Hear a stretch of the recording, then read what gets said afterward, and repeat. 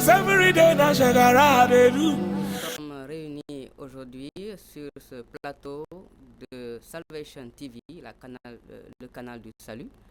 Et le thème que nous voulons vous proposer ce soir, c'est le thème d'Israël.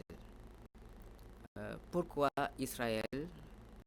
Pourquoi Israël est-il si présent dans la parole de Dieu? Vous êtes un croyant en Jésus-Christ, vous croyez que Dieu existe, vous croyez que Jésus-Christ est Dieu, vous croyez que Jésus-Christ est sauveur, et vous lisez la parole de Dieu et vous y retrouvez une forte présence d'Israël, et vous avez besoin de comprendre pourquoi, qu'est-ce que Dieu a à nous enseigner au travers de cette nation. Alors, j'aimerais de prime abord que nous puissions prier et demander à celui qui nous a donné cette parole de pouvoir nous guider. Prions ensemble notre Seigneur. Seigneur Jésus, nous nous tournons vers toi et nous t'invitons vraiment à nous inonder de ta grâce ce soir.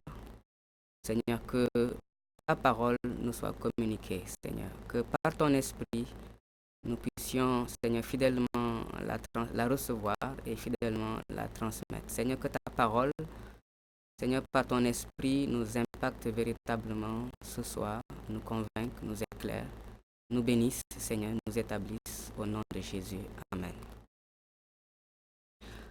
Voilà pourquoi Israël, la place d'Israël dans ce que Dieu fait. Pourquoi est-ce que ce nom revient et revient et revient et revient quand nous lisons la parole de Dieu?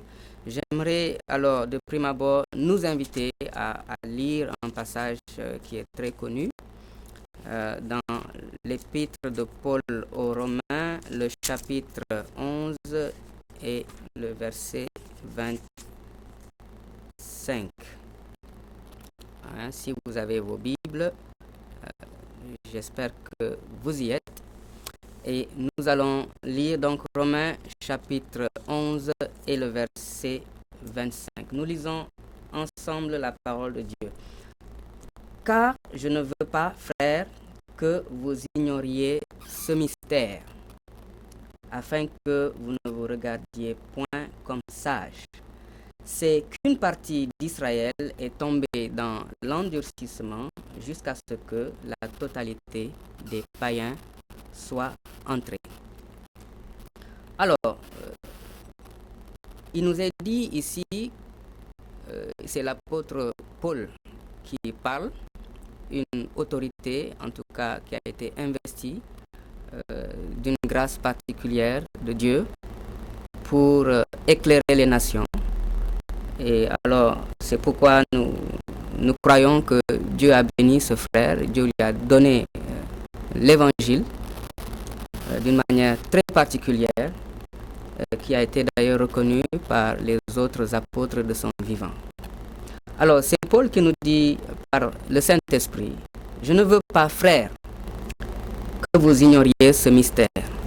C'est que une partie d'Israël est tombée dans l'endurcissement et ainsi de suite. » Alors, il nous est dit ici d'abord que la question d'Israël est un mystère, c'est-à-dire quelque chose qui est voilé, qui est caché, que Dieu a établi, mais qui est caché aux yeux des hommes.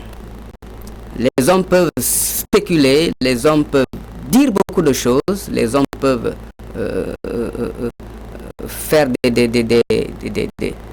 des rassemblements, des mobilisations autour de certains intérêts, mais il faut comprendre que cette question d'Israël est un mystère. Il y a des profondeurs qui sont de Dieu et qui ne sont pas accessibles aux hommes.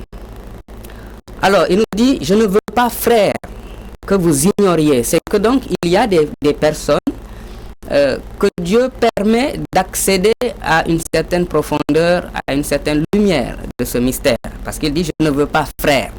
Alors, les frères sont les personnes, voilà, qui ont accès à percer plus ou moins ce mystère dans une certaine mesure. Mais pour le reste des hommes, la chose d'Israël restera un mystère, quelque chose d'incompréhensible, quels que soient les éléments historiques ou les éléments actuels dont les hommes peuvent disposer concernant Israël.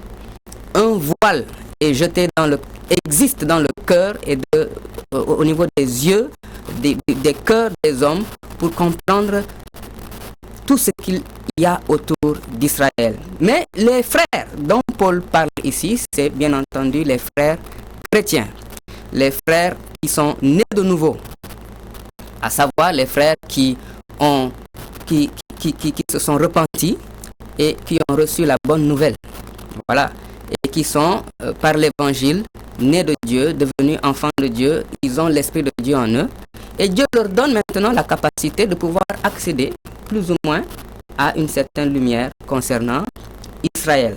Alors, je ne veux pas, frères et sœurs, que vous ignoriez ce mystère. Alors, bien-aimé, si tu as embrassé l'évangile de Jésus-Christ, bien-aimé, mon frère, ma sœur, si tu as embrassé la parole de Jésus-Christ, si tu as connu la nouvelle naissance, la parole de Dieu te dit qu'il n'est pas bon. Dieu souhaite que tu aies un regard, que tu aies une certaine compréhension de ce mystère que constitue Israël. Alléluia. D'ailleurs, l'évangile se définit d'une certaine manière dans Colossiens, le chapitre 1, le verset 26. Nous allons le lire. Il y a beaucoup de passages que nous pourrions citer plus ou moins de tête, mais il est bon, puisque nous sommes des étudiants de la parole, de la lire et d'y poser nos regards. Et c'est ce que nous essayerons de faire pour la plupart des passages que nous allons lire. Alors, nous lisons Colossiens chapitre 1, verset 26 et verset 27. Il nous est dit, ce mystère caché de tous les temps, voilà, le mystère concernant Dieu, concernant ses projets avec les hommes. Ce mystère était caché de tous les temps et de tous les âges. Mais maintenant, dans les temps où nous sommes, il est révélé à ses saints. Voilà, à ses saints, à ses frères dont nous avons parlé tout à l'heure, qui ont reçu Jésus comme leur sauveur et leur Seigneur. À qui, ces saints-là, Dieu a voulu faire connaître la glorieuse richesse de ce mystère. Parmi qui? Parmi les païens. Dieu veut donc révéler, dévoiler ce mystère parmi les païens, à savoir Christ en vous, l'espérance de la gloire. Donc, il y a un dévoilement, il y a une intention de Dieu de pouvoir dévoiler cette chose, ces mystères qui étaient cachés auparavant, qui étaient cachés aux hommes. Il y a une intention de Dieu que ce mystère soit dévoilé parmi les païens, parmi les frères, parmi ceux qui croient, ceux qui reçoivent le Messie, Jésus-Christ dans leur cœur, qui reçoivent son esprit dans leur cœur. Dieu veut dévoiler ce mystère. Alors, nous allons nous contenter, il y a beaucoup de choses qui peuvent être dites sur Israël, parce que, comme nous l'avons bien introduit, il s'agit d'un mystère. Il s'agit de quelque chose de très, très, très, très profond, dont Dieu nous donne, en tout cas, accès à une certaine mesure. Parce que, quelle que soit la compréhension aussi que Dieu, par sa grâce, peut nous donner, les Écritures nous disent que nous comprenons en partie. Nous voyons en partie, nous comprenons les choses de Dieu en partie. Nous voyons comme au travers d'un miroir. C'est ce que nous dit la parole de Dieu. Et nous savons qu'à l'époque, lorsque on parle de miroirs, ce ne sont pas des miroirs tels que nous les connaissons aujourd'hui, qui reflètent plus ou moins parfaitement l'image de la personne qui se tient devant le miroir. À l'époque, il s'agissait des plaques de métal qui étaient polies au marteau et de sorte à leur donner une certaine texture qui permette plus ou moins de voir l'image de son visage, l'image de la personne ou de la chose qui se tient devant le miroir. Donc, à l'époque, les miroirs permettaient de voir d'une manière floue, d'une manière pas parfaite, d'une manière imparfaite, hein, ce qu'elle reflétait. Alors, c'est ce que la parole de Dieu nous dit, que dans ce monde, quelle que soit la grâce et la révélation que nous recevons de Dieu, c'est une grâce qui ne nous permet de voir qu'un tout petit peu. Alléluia.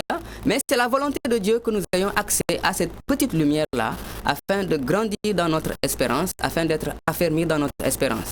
Et la parole de Dieu nous promet que lorsque notre salut sera complet, lorsque Christ viendra nous prendre, lorsque nous entrerons pleinement dans son royaume, c'est alors que nous comprendrons pleinement de plus en plus ces mystères de Dieu par lesquels il veut nous bénir. Alors, Israël, pourquoi Israël? Qu'est-ce que Israël? Qu'est-ce que ce mystère? Déjà, nous pouvons dire que déjà en considérant la signification, si nous pouvons jeter un regard sur la signification du mot Israël lui-même, cela nous révélera déjà quelque chose de ce mystère qu'est Israël. Israël, mot pour mot, signifie Dieu prévaut, à savoir que Dieu va prévaloir. Qu'est-ce que cela veut dire? Ça veut dire que Dieu aura le dernier mot, Dieu triomphera de ses adversaires. Hein? Dieu triomphera à la fin de tous ses adversaires, il aura le dernier mot, il prévaudra. Voilà le sens d'Israël, le sens du nom Israël.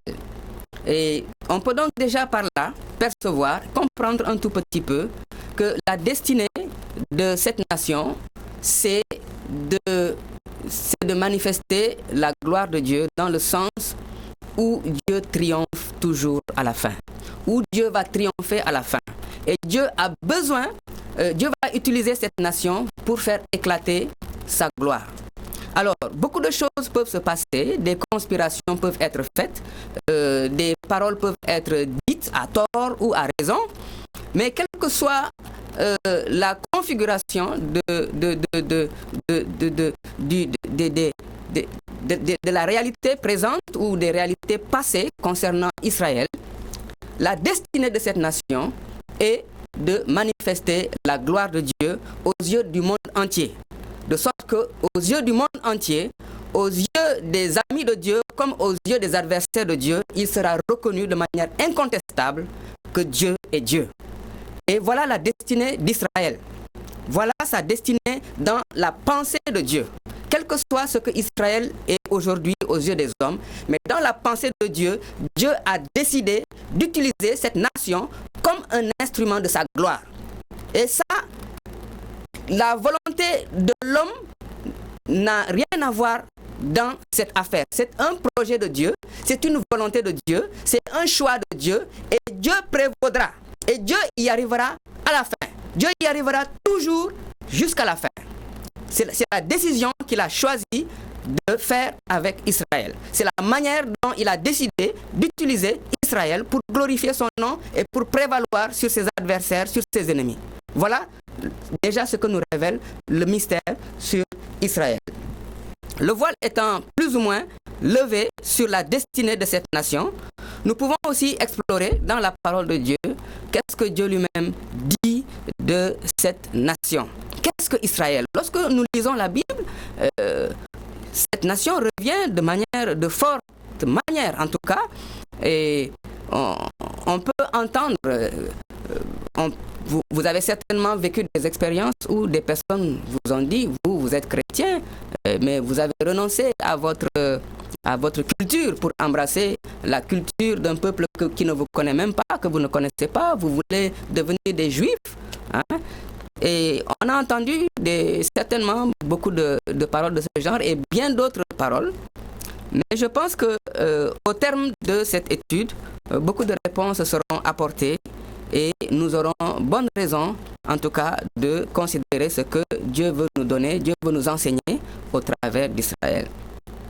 Alors, je vais vous inviter à lire avec moi Exode chapitre 4 et les versets 22 et 23 pour voir une deuxième chose, à part le nom d'Israël lui-même, ce qu'il nous révèle, de voir une première chose que Dieu nous dit à propos d'Israël. Alors, lisons Exode chapitre 4, versets 22 et 23. Exode, c'est le second livre de la Bible. Alors, vous le retrouverez juste après Genèse. Nous allons lire au chapitre 2 et les versets, n'est-ce pas, 22 et 23. Voilà, nous y sommes. Et je vais faire la lecture pour vous. Je lis la version Louis II. Ok? Alors, nous lisons. Exode, c'est bien chapitre 4. Autant pour moi, vous voyez. Hein? J'ai pas beaucoup le don de retenir les versets. Alors, nous sommes à Exode chapitre 4, versets 22 et 23. Ici, c'est Dieu qui parle à Moïse, n'est-ce pas? Et Dieu lui dit, tu diras à Pharaon, ainsi parle l'Éternel. Israël est mon fils, mon premier-né. Je te dis, laisse aller mon fils pour qu'il me serve. Si tu refuses de le laisser aller, voici, je ferai périr ton fils, ton premier-né. Alors, voilà une seconde chose que Dieu nous dit d'Israël. C'est Dieu qui parle ici à Moïse. Nous connaissons cet épisode de Moïse qui est envoyé par Dieu pour libérer les Israélites, les Hébreux, autant pour moi, qui étaient esclaves en Égypte. Voilà, et ici Dieu lui dit, va dire à Pharaon, ainsi parle l'Éternel, ainsi parle Dieu, n'est-ce pas? Et Dieu dit, Israël, dis-lui que Israël est mon fils, mon premier-né. Alors, Israël, c'est le fils de Dieu. C'est le fils de Dieu. Comment est-ce qu'il est devenu fils de Dieu? Nous pourrions consacrer beaucoup de temps à cette parenthèse, mais nous n'allons pas nous y attarder. Nous dirons tout simplement que Israël est devenu fils de Dieu par l'alliance que Dieu lui-même a tissée avec Abraham. Alors, Dieu a tissé une alliance avec Abraham que nous pouvons lire dans le livre de la Genèse, par exemple au chapitre 15. Dieu a tissé une alliance avec Abraham. Vous savez, à l'époque, lorsqu'on contractait les alliances, il y avait un cérémonial qui était fait du genre une bête, un animal était sacrifié. Ça pouvait être une chèvre, un mouton, une brebis. Un animal était sacrifié et divisé, la carcasse de l'animal était divisée en deux parties. Chaque partie qui représente l'une et l'autre partie qui font alliance, qui se mettent ensemble pour partager leurs rêves, pour partager leurs objectifs, pour partager leurs défis, pour partager tout ce qu'ils ont et tout ce qu'ils sont. Et là, c'est Dieu qui fait alliance avec Abraham. C'est Dieu d'ailleurs qui fait le premier pas, qui vient vers Abraham pour lui dire, je traiterai alliance avec toi, et qui plus tard va traiter concrètement alliance avec lui. Et Abraham, n'est-ce pas, va offrir le sacrifice, séparer la carcasse en deux parties. Et nous lisons dans Genèse 15 que Abraham, n'est-ce pas, selon la tradition, nous ne le lisons pas dans la Bible, mais selon la tradition, il est passé entre les deux carcasses. C'est ce que la tradition nous dit. Mais ce que la Bible nous dit, c'est qu'il y a eu un feu de Dieu qui est passé entre les deux carcasses, n'est-ce pas? Et là, ça, c'est relaté dans la parole de Dieu, dans Genèse 15. Alors, Dieu passe, sachant qu'Abraham est passé, Dieu aussi passe pour dire, moi aussi, je suis dans cette alliance, n'est-ce pas? Et à partir de ce moment, la chose d'Abraham, c'est la chose de Dieu. La chose de Dieu, c'est la chose d'Abraham.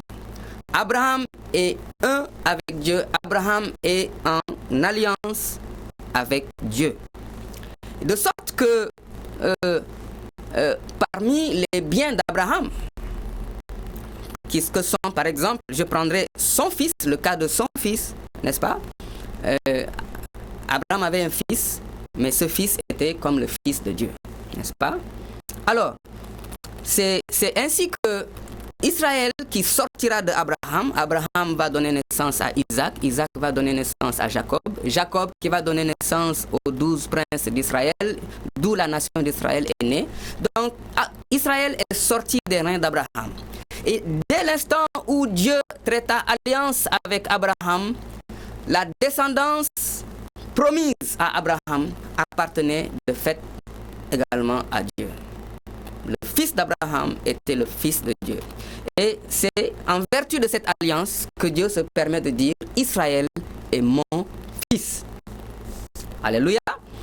Alors, que les nations le sachent, que les tribus de la terre le sachent, que Israël est le fils de Dieu. N'est-ce pas? Mais cela ne nous explique pas encore pourquoi cette présence d'Israël. En lisant le verset 22, à la fin du verset 22, il y a quelque chose de très important qui ressort. Parce que Dieu dit, Israël est mon fils, mais il ajoute, mon premier-né. Alléluia. Dieu dit, Israël est son fils, mais Israël est son premier-né. Bien-aimés, comprenons que dans l'intention de Dieu, comprenons que dans la volonté de Dieu, comprenons que dans le projet de Dieu, Dieu a décidé que Israël soit le fils aîné des nations. Dieu a voulu et Dieu veut et Dieu est en train de le faire. De sorte que Israël est le fils aîné des nations. Alors, toi qui te dis pourquoi Israël dans la Bible, pourquoi Dieu a choisi Israël pour se révéler, hein? Moi je suis Diola, moi je suis Serer, moi je suis de telle et telle et telle et telle ethnie. Hein? Pourquoi ce choix privilégié sur Israël? Mais à la fin de ce verset 22, hein, j'aimerais te dire que toutes les nations de la terre sont toutes aussi privilégiées. Dans le sens que toutes les nations de la terre, dans la volonté de Dieu, dans l'intention de Dieu, toutes les nations de la terre sont programmées, ont une place de fils et de filles, de fils de Dieu. Et Israël est l'aîné de la famille. Alléluia. Alors, comprenons cela, nous les nations. Comprenons cela, nous qui ne sommes pas juifs de naissance. Comprenons cela, nous qui ne sommes pas hébreux de naissance.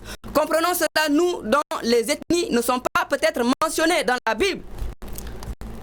Dans la Nouvelle Alliance, certainement, beaucoup d'ethnies sont présentées. Dieu parle de beaucoup d'ethnies et je crois que chacun de nous a été quelque part représenté par ses ancêtres dans la Nouvelle Alliance. Mais nous y arriverons à une autre occasion. Mais comprenons déjà à partir de Exode chapitre 4, verset 22, que toutes les nations de la terre, que toutes les ethnies de la terre sont dans l'intention et dans le désir de Dieu de faire partie de la famille de Dieu, et Israël est l'aîné de cette famille. Les Diola sont dans l'intention de Dieu. Les Serer sont dans l'intention de Dieu. Les Mankagnes, les Fans au Togo, au Bénin, en Côte d'Ivoire, en Afrique du Sud, en Afrique centrale, en Afrique de l'Est, toutes les ethnies de la terre qui peuvent être citées, sont dans le cœur de Dieu, sont dans la volonté et le désir de Dieu d'être intégrés dans la famille de Dieu. Et Israël est le grand frère de la famille. Voilà la volonté de Dieu. Voilà la volonté de Dieu pour Israël et pour vous et pour nous. Nous ne sommes pas en arrière. Nous ne sommes pas oubliés. Mais la volonté de Dieu est que nous fassions partie de cette famille. En tant que les ethnies de toute la terre. Et dans toutes les familles, il y a toujours un aîné. Et il n'y a pas de problème. Mais combien se plaignent de ce que Israël soit traité de manière, entre guillemets, privilégiée dans la parole de Dieu. Mais nous tous, nous sommes privilégiés. Il faut bien qu'il y ait un grand frère dans la famille, n'est-ce pas? Et dans une famille, lorsque les petits frères passent le temps à agresser le grand frère, mais ça, c'est à leur désavantage. C'est à leur désavantage. Dans nos cultures, ici en Afrique et ailleurs, il y a beaucoup de respect pour l'aîné de la famille. Beaucoup de respect, quelles que soient ses erreurs, quel que soit son statut social. Il peut ne pas avoir réussi socialement au même titre que autant que les autres fils de la famille, mais il y a un respect envers l'aîné de la famille. Un chanteur bien connu ici au Sénégal a chanté que l'aîné, après le père et la mère, c'est l'aîné qui règne, c'est l'aîné qui prend les décisions. Et il s'est mis à chanter, oui, je suis l'aîné de la famille. Et il se réjouissait, je suis l'aîné de la famille. Hein? Quand tu es aîné femme, c'est bon. Quand tu es aîné homme, c'est bon. Alors ayons du respect pour l'aîné de la famille de Dieu, qui est Israël, quelles que soient les erreurs qu'ils ont commises. Et d'ailleurs, nous verrons que ces erreurs sont pour notre instruction. C'est ce que nous dit la parole de Dieu dans 1 Corinthiens, le chapitre 10 et le verset 11. Que tout ce qui est arrivé à Israël, c'est pour notre instruction. Alors quand nous lisons la parole de Dieu et que nous voyons là où Dieu est passé avec cette nation, les hauts comme les bas, hein, les moments de gloire comme les moments de faiblesse, comme les moments d'échec, hein, tout cela est pour notre instruction, bien-aimés. Dans une famille, lorsque le père ou la mère de la famille corrige ou sermonne l'aîné de la famille, mais les plus jeunes, ils écoutent, n'est-ce pas? Et ils apprennent, ils se disent, mais si papa et maman ont grondé l'aîné de la famille de cette manière, nous devons faire attention, nous devons nous ranger, n'est-ce pas? Alors, c'est comme ça que nous devons voir Israël, comme l'aîné de la famille, et apprendre de son expérience avec Dieu, de son passage avec Dieu, parce que tout ce qu'il a vécu avec Dieu, c'est pour notre instruction, à nous qui sommes les plus jeunes frères de la famille. Alléluia. Alors nous ne sommes pas oubliés, hein? Israël est l'aîné et nous sommes dans le cœur de Dieu. Toutes les ethnies de la terre, comme des petits frères, des petites sœurs de cette nation d'Israël. Voilà une seconde chose que nous apprenons de ce mystère qui tourne autour de cette nation d'Israël. Alors, lisez la Bible avec joie. Lorsque vous lisez, hein, et qu'on vous parle d'Israël, des rois d'Israël, de David, de Salomon, apprenez de leur expérience avec Dieu, des échecs qui sont exposés ici, comme des succès qui sont exposés ici. Apprenez, n'est-ce pas, de votre grand frère Israël, et aimez Israël. Et Dieu dit d'Israël, je bénirai celui qui te bénira, n'est-ce pas? Alors bénissons Israël, n'est-ce pas? Alors, qu'est-ce que nous pouvons apprendre d'autre d'Israël? Lisons ensemble dans Isaïe chapitre 42 et les versets 6 et 7. Nous allons apprendre là une deuxième chose qui est dans le cœur de Dieu, concernant Israël. Isaïe 42, les versets 6 et 7.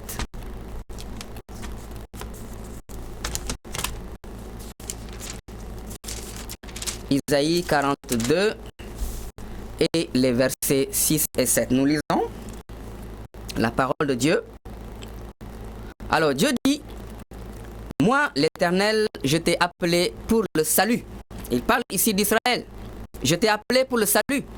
Et notre Seigneur Jésus-Christ dira dans Jean chapitre 4 que le salut vient des Juifs. Alors voilà aussi une destinée d'Israël que Dieu veut utiliser, en tout cas dans ce monde, pour le salut, pour révéler le salut. N'est-ce pas? Alors Dieu dit, je t'ai appelé pour le salut. Je te prendrai par la main. Je te garderai. Je t'établirai pour traiter alliance avec le peuple. Pour être la lumière des nations. Hein? Pour ouvrir, verset 7, les yeux des aveugles, pour faire sortir de prison le captif et de leur cachot ceux qui habitent dans les ténèbres. Beaucoup de choses à dire ici et je vous propose de poser, en tout cas, de poser vos regards sur la dernière partie du verset 6 et la dernière partie du verset 7. Dieu dit qu'il a établi Israël pour être la lumière des nations. Et la fin du verset 7, pour faire sortir du cachot de leur prison ceux qui habitent dans les ténèbres. La lumière pour faire sortir ceux qui sont dans les ténèbres, n'est-ce pas? Voilà une destinée de la nation d'Israël. Et l'apôtre Paul d'ailleurs va citer ce passage, plus ou moins, il va paraphraser ce passage dans Actes le chapitre 13 et le verset 47. Alors le contexte dans lequel il a cité ce passage, c'était que Paul a annoncé l'évangile à un groupe de juifs qui ont rejeté en tout cas ses paroles, qui n'ont pas accepté son message. Et en présence de beaucoup de païens, de non-juifs qui étaient présents, il a cité ce passage en disant, puisque vous ne voulez pas écouter mes paroles, nous allons nous tourner vers les païens. Parce que voici ce que Dieu nous a dit, je t'ai établi pour être la lumière des nations. Voilà, et Paul va ainsi citer ce passage. Et quand il a cité ce passage, en leur disant, vous ne voulez pas recevoir mon message, nous allons nous tourner alors vers les païens, ils le recevront, parce que voilà ce que Dieu a dit dans les prophètes, je t'ai établi pour être la lumière des nations.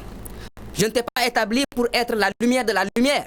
Je ne t'ai pas établi pour être lumière de toi-même, mais je t'ai établi pour être la lumière des nations. Alors si tu ne reçois pas ce message, nous allons aller vers les nations et leur donner cette lumière.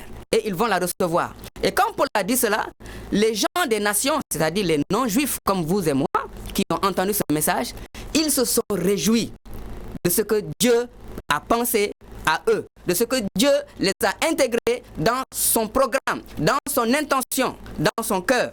Nous allons le lire. Actes chapitre 13 et verset 47. C'est important de le lire. Nous sommes dans Actes chapitre 13 et le verset 47. Nous lisons. Commençons au verset 46, s'il vous plaît.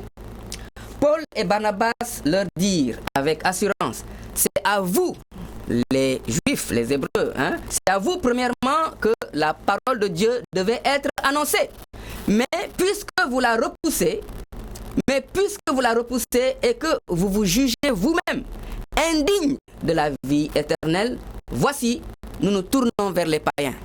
Verset 47, car ainsi nous l'a ordonné le Seigneur, je t'ai établi pour être la lumière des nations. Voilà, pour porter le salut jusqu'aux extrémités de la terre. Voilà, il ne s'agit pas seulement d'Israël, mais il s'agit aussi des nations. Le message de Dieu est pour les nations aussi. Il est aussi pour les extrémités de la terre. Voilà le cœur de Dieu. Commencer par Israël et aller jusqu'aux extrémités de la terre. N'est-ce pas? Car Dieu a toujours commencé quelque part. Une famille commence toujours quelque part. Dans Genèse, nous voyons que Dieu a commencé quelque part avec l'humanité, n'est-ce pas? Il a commencé avec Adam. Il n'a pas commencé avec une foule. Il a commencé avec Adam et Ève. Et il les a bénis, il leur a dit, multipliez-vous et remplissez la terre. Dieu commence toujours quelque part. Et la manière dont Dieu a commencé avec l'humanité est déjà en soi un message. C'est déjà en soi un message que Dieu commence toujours quelque part. Alors il fallait que la famille de Dieu commence quelque part. Chaque famille commence quelque part. Il faut toujours un aîné ou une aînée de la famille, n'est-ce pas? Voilà la raison d'être d'Israël, d'être la lumière des nations, à savoir d'être éclairé par Dieu et ensuite d'être utilisé par Dieu pour éclairer les autres. Voilà la mission que Dieu a destinée à Israël, d'être une lumière pour les nations. D'être une lumière pour les nations de par la révélation, la connaissance de Dieu, l'intimité avec Dieu, les profondeurs de la connaissance de Dieu qu'ils reçoivent d'Israël, afin d'éclairer aussi les autres nations. Lumière pour les nations de par leur obéissance, n'est-ce pas, aux lois de Dieu. Israël était destiné à être un modèle, un exemple de nation, de par son fonctionnement, de par son obéissance aux lois que Dieu lui a données. Dieu lui a donné les 10 commandements et Dieu lui a ajouté, selon la tradition juive, plus de, disons, 613 lois qui régissaient, en tout cas, qui réunissaient le code moral de la nation, comment de façon morale il devait marcher. Et il y avait aussi dans ces 613 lois des lois qui touchent le fonctionnement de la société, l'ordre dans la société pour qu'il y ait l'équilibre, l'ordre, l'équilibre social, n'est-ce pas? La justice dans la société. Et il y avait d'autres lois concernant l'adoration même de Dieu. Comment Dieu voulait qu'on l'adore. Et Dieu lui-même va donner lui-même les conditions, les manières par lesquelles il voulait qu'on l'adore. Toute autre manière en dehors de cette manière était illégale et irrespectueuse, en tout cas, de la personne même de Dieu, parce que Dieu, il a ses exigences, il a sa personne qui exige certaines choses. Donc, Israël devait être une lumière de tous ces points de vue-là, du point de vue moral, du point de vue social, du point de vue de son culte qu'il rendait à Dieu.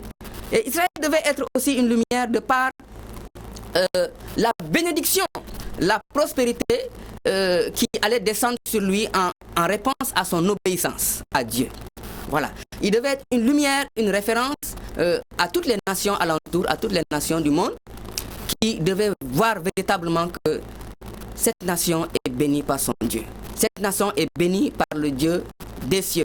Allons vers eux et apprenons d'eux. Allons vers eux et apprenons d'eux. Et il y a plusieurs histoires dans la parole de Dieu où des rois, des reines ont fait le déplacement. Ils sont allés découvrir, apprendre des choses. Nous connaissons le cas de la reine de Saba, qui était une grande reine africaine, avec vraiment une grande autorité ici en Afrique. Elle a fait le déplacement jusqu'à Jérusalem pour écouter la sagesse de Salomon, n'est-ce pas? Et voir la gloire, en tout cas, que Dieu lui avait donné, la bénédiction que Dieu avait communiquée à Israël au travers de cet homme qui a accepté d'être un canal de la bénédiction de Dieu, qui a reçu la grâce de Dieu afin de la répandre à cette nation d'Israël. Et la renommée d'Israël à son époque avait explosé. Nous connaissons beaucoup d'autres rois, en tout cas, qui ont été puissamment utilisés par Dieu pour faire d'Israël une lumière pour les nations. Alors, Israël est destiné à montrer le Dieu qui prévaut. Israël est destiné à être le fils aîné de la famille de Dieu. Et nous répétons encore, et nous le dirons à plusieurs occasions ici, que nous, les nations, nous qui sommes des nations, nous qui n'avons pas de sang juif, nous sommes dans le cœur de Dieu. Dieu nous appelle à rejoindre sa famille. Et Israël est son premier-né. Et nous aurons l'occasion de voir que nous-mêmes, nous sommes de l'Israël de Dieu. N'est-ce pas? Israël est destiné aussi à être la lumière des nations. Nous allons peut-être terminer avec ce point pour dire que Israël est aussi un échantillon de la race humaine. Pourquoi utilisons-nous ce terme? Nous aurions pu utiliser un autre terme, mais c'est le terme qui, pour l'instant, nous cadre le mieux avec ce que nous voulons dire. Alors, Israël a été un échantillon de la race humaine. Bien-aimés, vous savez, si je prends l'exemple, vous imaginez une maladie qui est en train de frapper durement un pays, de frapper durement une nation, un peuple.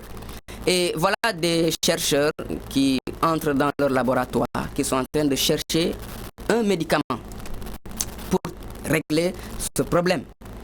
Alors, ce chercheur va faire des recherches dans son laboratoire et il va faire des tests, et puis voilà, il va sortir avec, une solution, avec une réponse à ce problème, à cette maladie qui fait des ravages. Alors, il va falloir, n'est-ce pas, qu'il présente les résultats de ses recherches à la communauté aussi, des hommes aussi éclairés que lui, et pourquoi pas plus éclairés que lui, afin de valider en tout cas ses recherches. Et l'une des choses qui est faite dans le monde scientifique, c'est ce qu'on appelle l'échantillonnage. Qu'est-ce que nous voulons dire par là? Alors, si cet homme à qui Dieu a donné une certaine sagesse, qui a une certaine intelligence, pour pouvoir fabriquer, sortir avec ce médicament. Et si cet homme teste ce médicament chez une personne et que la personne est guérie, bon, ce sera un grand exploit, mais la communauté scientifique, n'est-ce pas? Et tout comme la communauté de tout le genre humain, en tout cas, va se dire, mais ça ne nous convainc pas. Il faut réussir plusieurs tests avant que nous ne puissions avoir confiance à votre solution, n'est-ce pas? Alors, peut-être il va tester sur 10 personnes, ou bien sur 50 personnes, sur 30, sur 50, sur 100, sur 1000, sur 10 000, sur 1 million de personnes. Alors, quel est le nombre? Quel est le nombre qui n'est pas trop bas, qui n'est pas aussi exagéré? Quel est le nombre, en tout cas, qui nous permet, sur une population donnée, de dire que cette solution-là, elle est valable? On peut l'appliquer à tout le monde, ou bien on peut l'appliquer à telle région, n'est-ce pas? Alors, il y a un nombre qui n'est pas trop petit, parce que quand c'est trop petit, on n'a pas confiance. Quand c'est exagéré aussi, bon, ça ne sert pas à grand-chose. Il faut que ce soit un nombre, il ne faut pas qu'on investisse trop, n'est-ce pas? Qu'on dépense trop dans les budgets pour parvenir à certains résultats probants dans nos recherches. Alors, on cherche le bon nombre, qui n'est ni trop petit, ni trop grand, n'est-ce pas? Et les scientifiques sont sortis, en tout cas les statisticiens particulièrement, sont sortis avec des formules. Des formules qui permettent à chaque test qui est appliqué à une population donnée de sortir une formule qui permet de dire si on fait le test avec tel nombre, n'est-ce pas, et que le test est concluant à peut-être 100% ou on accepte des marges d'erreur. Si le texte est concluant à 85%, donc avec une marge d'erreur de 15%, on peut considérer que cette solution-là, on peut la vulgariser, on peut l'appliquer à tout le monde. Vous comprenez un peu l'idée? Alors, nous ne sommes pas tous des statisticiens, n'est-ce pas? Nous ne sommes pas tous des mathématiciens. Mais bon, avec l'Internet, on peut accéder à certaines connaissances et à des exercices très simples pour nous permettre d'avoir une idée de ce que nous disons. Alors, le test ici, c'est quoi? Quand nous disons que Israël est un échantillon de Dieu, le test ici, c'est quoi? Israël a été mis en contact avec la loi de Dieu, les exigences de Dieu, les 10 commandements et les 613 lois qui résument les exigences de Dieu. Quiconque pratique cette loi vivra par cette loi, nous dit la parole. Quiconque pratique cette loi est agréable à Dieu. Alors Israël est la nation qui a été mise en contact avec Dieu, direct. Et le test, c'est quoi? Le test était de savoir si l'homme au contact de Dieu pouvait être transformé. Car nous savons, dans Genèse 3, que la race humaine a été déchue de la gloire de Dieu. Il nous est dit dans Romains 3, 23 que tous ont péché et sont privés de la gloire de Dieu. La gloire de Dieu a quitté l'humanité, a quitté l'homme lorsque Adam a péché, lorsque Adam a ouvert la porte à Satan au péché dans sa vie.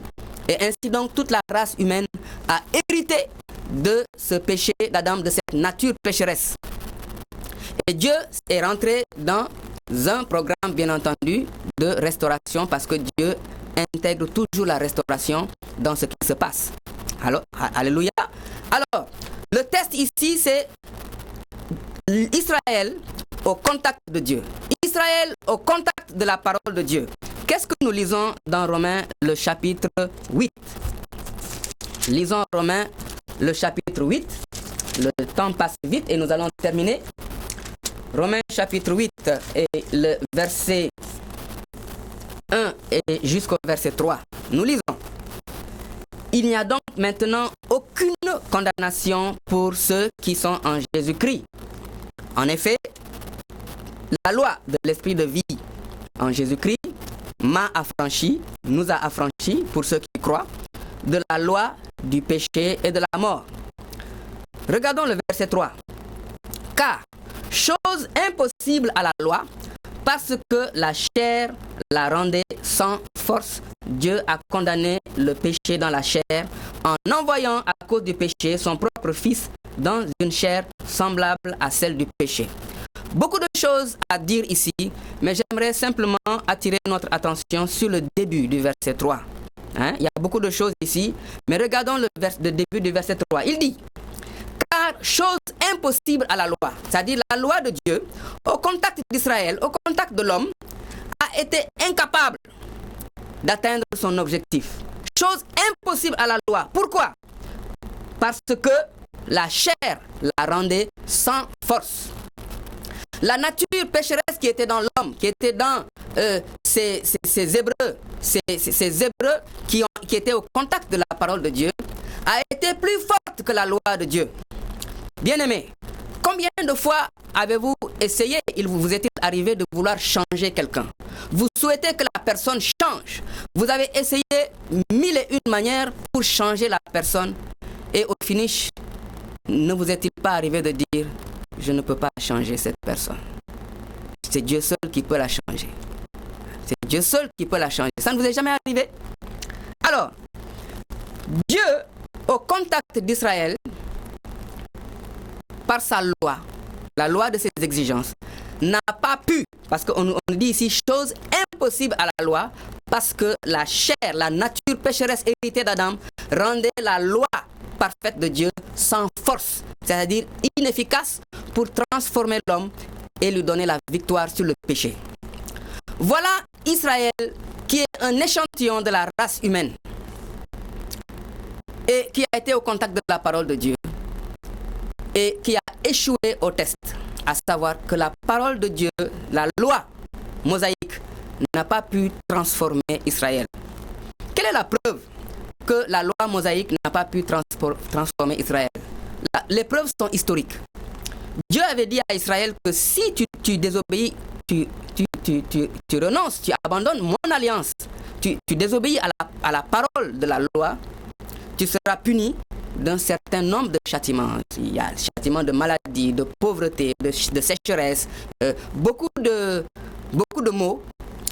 Et le pire des maux, c'était que Dieu allait les chasser du pays, à savoir la déportation, n'est-ce pas? Et nous savons que historiquement, en lisant la Bible, que toutes ces choses-là sont arrivées à la nation d'Israël. Israël a été frappé de toutes sortes de maux. Dieu a utilisé beaucoup de nations pour corriger Israël. Et à la fin, la nation d'Israël a été déportée, chassée du territoire que Dieu lui avait donné, selon les paroles que Dieu lui-même leur avait dites, selon les avertissements de Dieu. Alors, nous voyons par là que Israël, au contact de la loi de Dieu, a échoué au test. Alors, nous dirons que nous sommes mieux qu'eux, nous dirons que si nous étions à leur place, nous aurions fait mieux. Mais j'aimerais que nous puissions simplement nous humilier et dire que si l'échantillon a échoué au test, la masse également échouera au test, inévitablement. Ce que Dieu demande à l'homme aujourd'hui, c'est de s'humilier. C'est pourquoi le message de l'évangile commence par « repentez-vous ». Repentez-vous, c'est-à-dire reconnais que tu ne peux pas y arriver. Reconnais que tu as transgressé la loi de Dieu. Reconnais que tu ne peux pas satisfaire aux exigences de Dieu. Humilie-toi. Et beaucoup de religions aujourd'hui n'ont pas appris du grand frère. Beaucoup de peuples sur la terre, peut-être certains n'ont pas eu accès à cette connaissance parce que l'évangile, la parole n'est pas arrivée à eux. Mais beaucoup ont reçu la parole, mais n'ont pas appris des leçons du grand frère. Beaucoup sont fiers de leur ethnie et disent: moi, je suis de telle ethnie, je n'ai pas besoin de lire des paroles qui me parlent des rois Akaz que je ne connais pas. Moi, je veux qu'on me parle des rois, mes ancêtres. C'est de ça que je veux qu'on me parle. J'ai pas envie, j'ai pas besoin d'apprendre d'Israël, sans savoir qu'ils sont en train de se priver d'une connaissance précieuse.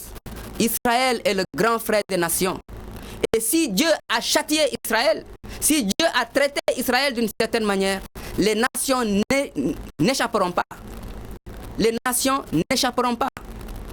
La preuve en est que lorsque les prophètes ont prophétisé que le châtiment viendra sur Israël, ils n'ont pas manqué de proclamer aussi des châtiments sur les autres nations. Ce n'est pas seulement contre Israël qu'ils ont proclamé des châtiments. Parce que lorsque le grand frère est corrigé, que les petits frères se préparent, que les jeunes frères se préparent. Et j'aimerais vous dire que la parole de Dieu parle du jour de l'Éternel, où toutes les nations de la terre seront corrigées. Corrigées autant que Israël a été corrigé. Parce que la parole de Dieu nous dit que le jugement commence par la maison de Dieu. Alors les petits frères n'échapperont pas. Si le grand frère a été rossé, les petits frères, les nations que nous sommes, n'échapperont pas. Alors bien-aimé mon frère, ma soeur, humilie-toi. Apprends des leçons du grand frère. Humilie-toi et que le Seigneur te relève.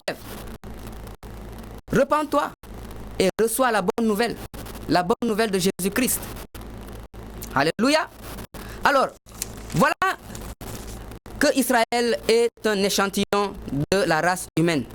Et il y a bien sûr des calculs statistiques qui nous permettent de savoir quel est ce nombre-là. Et je vais vous encourager à faire vos recherches. Entrez dans Google et tapez échantillon, entre parenthèses, statistiques. Vous allez aller tout de suite après dans Wikipédia, qui va vous conduire en tout cas dans des exercices, des explications et des exercices qui vous permettront de calculer plus ou moins le nombre qui nous permet d'avoir un résultat de 100%, parce que nous savons que Israël a été 100% déporté. A été 100% déporté. Mais dans les calculs statistiques, dans mes recherches personnelles, mes petites recherches personnelles, je me suis rendu compte que la valeur de 100% n'existe pas. Il y a plutôt 99%. C'est ce que j'ai trouvé pour le moment. Mais si vous trouvez 100%, faites vos calculs avec 100%. Quand nous faisons nos calculs avec 99% de réussite, n'est-ce pas? Avec donc 1% de marge d'erreur, sachant que 100% de la nation d'Israël a été punie. Même ceux qui étaient plus ou moins obéissants à Dieu ont subi les dommages collatéraux. Voilà. Vous allez vous rendre compte que en suivant ces calculs statistiques, il suffit uniquement de moins de 700 personnes, entre 660 et 700 personnes, de moins de 700 personnes, disons, qui répondent positivement à ce test, le test de l'échec au contact de la loi de Dieu. Si ces 700 personnes ont réussi au test, cela veut dire que la vérité peut être appliquée à toute la masse. À toute la masse. Nous n'avons pas des statistiques de la population d'Israël au moment de la déportation. Le dernier dénombrement, le dernier recensement dont la Bible parle, si je ne me trompe, a été fait par le roi David. Et nous lisons cela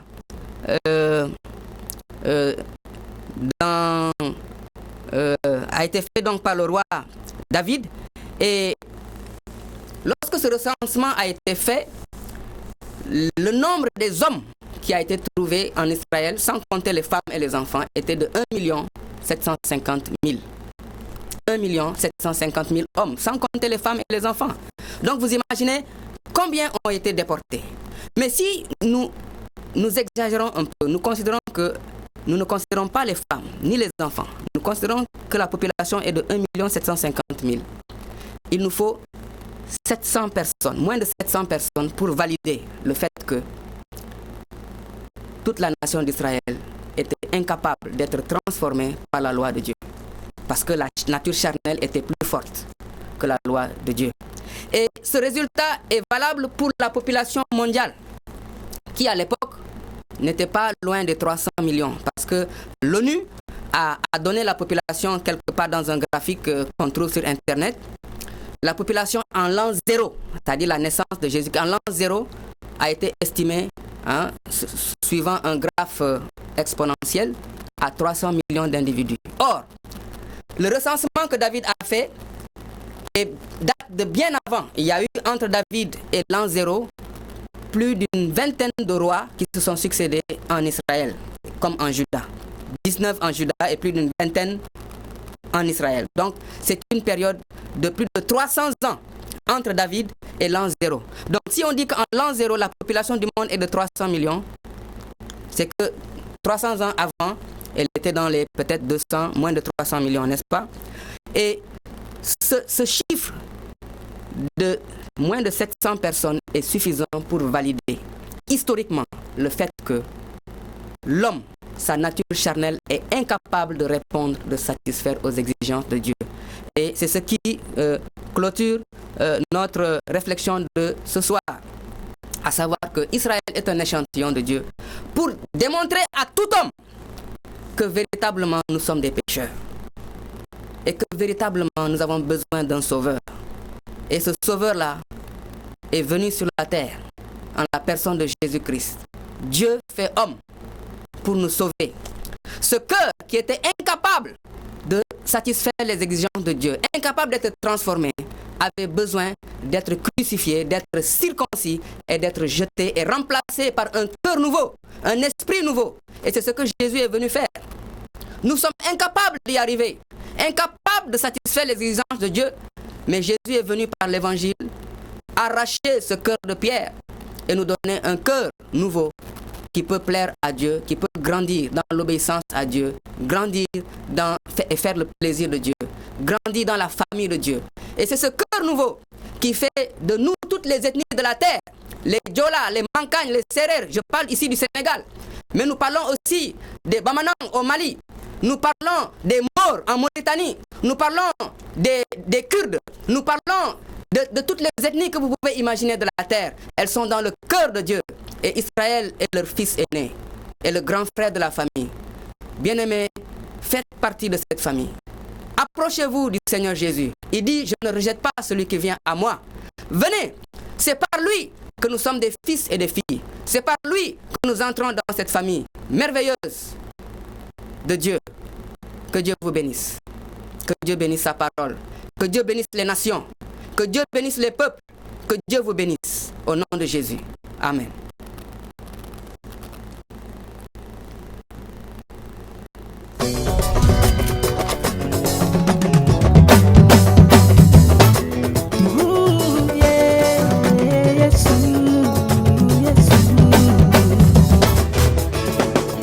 ñëw leen ñu ñaan turu Yesu ka bari doole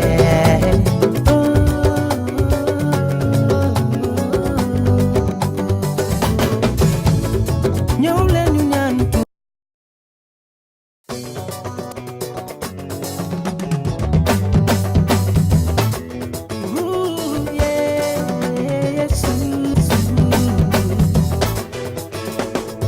ñëw leen ñu ñaan turu Yesu ka bari doole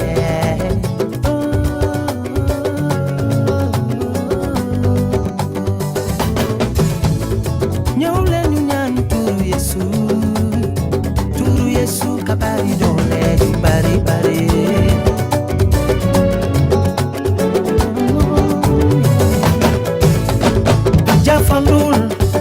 jafandu leen ci moom muy gën a dëgër jafandu leen ci moom muy gën a dëgër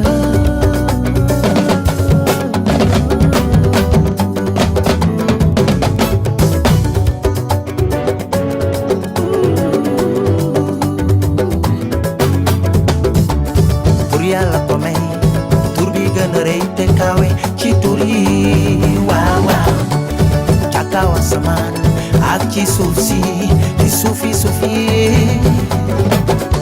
ci turu Yesu bépp mbindeef su ko jébalu waaw waaw bépp làmmiñ seede tey ne Yesu mooy borom bi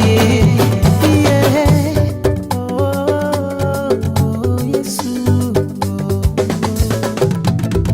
ñoo leen ñu ñaan turu Yesu, turu Yesu kabari dole.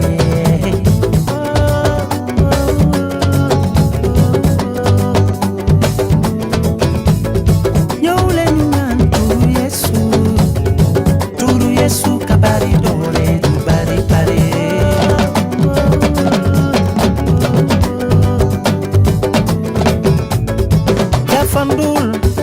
Jafandulen ci moom buy gëna dëgër jafandulen ci moom buy gëna dëgër.